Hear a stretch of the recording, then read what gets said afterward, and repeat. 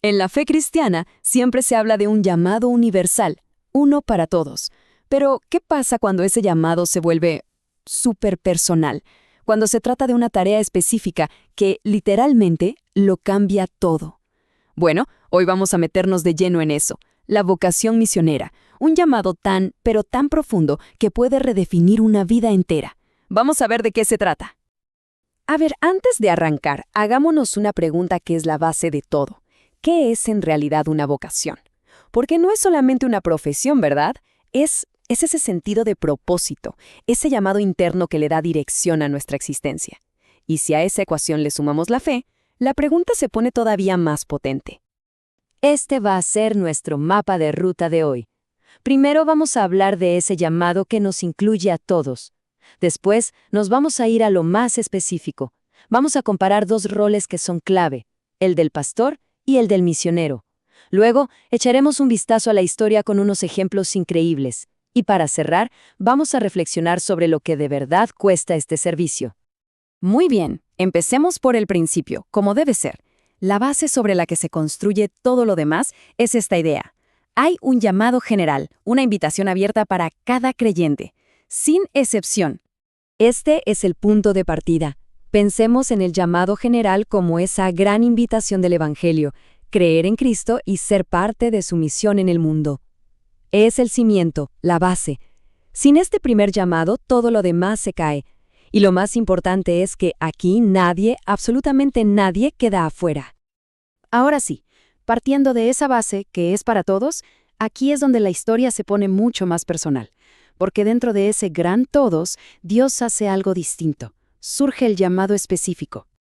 La idea clave aquí, y es potentísima, es que Dios elige activamente a personas para tareas muy concretas.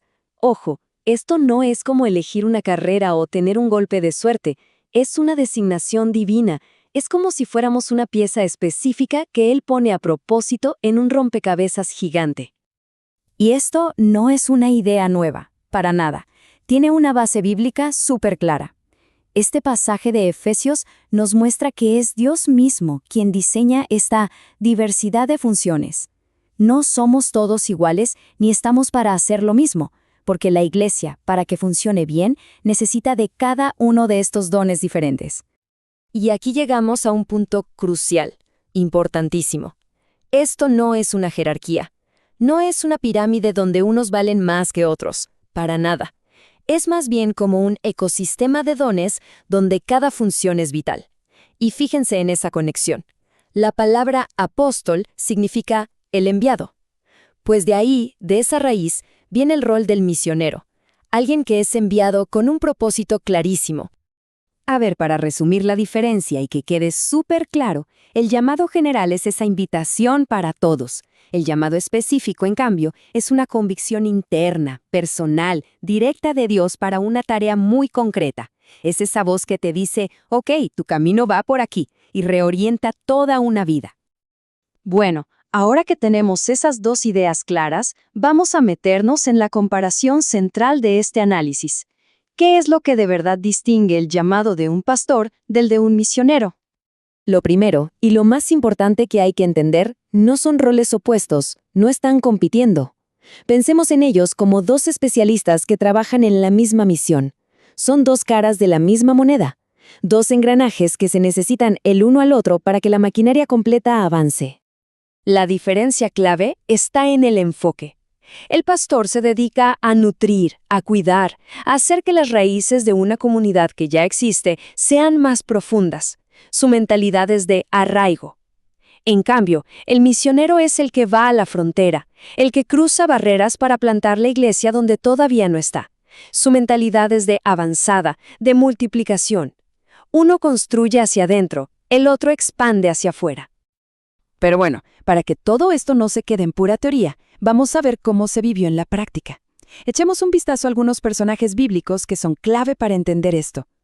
Lo que vemos aquí es fascinante, porque nos damos cuenta de que no hay una única fórmula. Miren, tenemos a Abraham con un llamado a dejarlo todo y caminar hacia lo desconocido, pura fe. Luego Moisés, que al principio hasta se resistió, no quería saber nada. Isaías, que después de una visión increíble, se ofrece voluntario. Aquí estoy, envíame a mí. Ni hablar de Pablo, que pasó de ser perseguidor a ser el gran apóstol. E incluso, fíjense en esto, un llamado a toda una iglesia, la de Antioquía.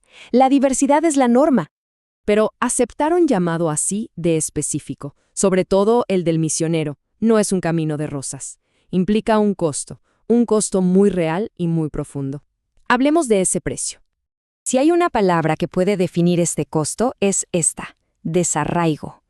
Y esto va mucho más allá de extrañar la casa o la comida. Es el desafío monumental de dejar atrás todo lo que te es familiar, tu idioma, tu cultura, tu gente, para sumergirte de cabeza en un mundo que te es completamente ajeno.